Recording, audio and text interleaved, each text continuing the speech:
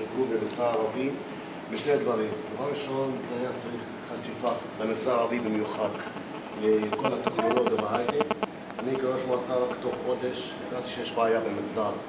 רוב הסטודנטים אצלנו לומדים אותו מקצוע, או חינוך מיוחד או סייעות. לצערי הרב היום יש כמעט 6,000 סטודנטים שממתינים לתור כדי ללמד בבתי ספר. משרד החינוך יודע שיש יותר מדי סטודנטים, והוא גם ממשיך ועוזר לכל מיני מקומות ללמד עוד סטודנטים ולהוסיף עוד סטודנטים שלומדות 4 שנים, 5 שנים למעגל האבטלה.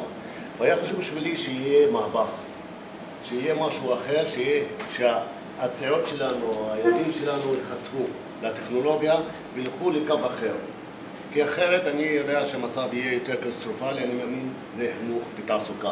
ואי אפשר שמישהו ילמד 5 שנים כדי להיות מובטל, הוא יהיה ביותר בעיה נפשית אפילו אם שלא למד.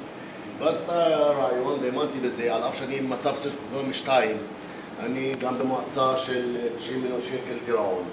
על אף זה האמנתי בי ותמכנו והשקענו בו, ואנחנו ממשיכים להשקיע. אני מאמין שבתמיכה עכשיו שהמרכז הזה יהפוך לא רק למג'ד אל-כרום, הוא התחיל לשרת את דיר אל-אסד, בענה, משגב, כרמיאל.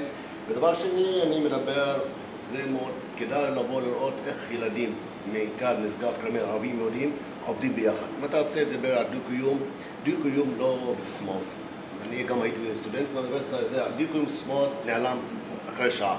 אבל יש לך צעירים בין 11, 15 שעובדים וחושבים ביחד, זה דו-קיום.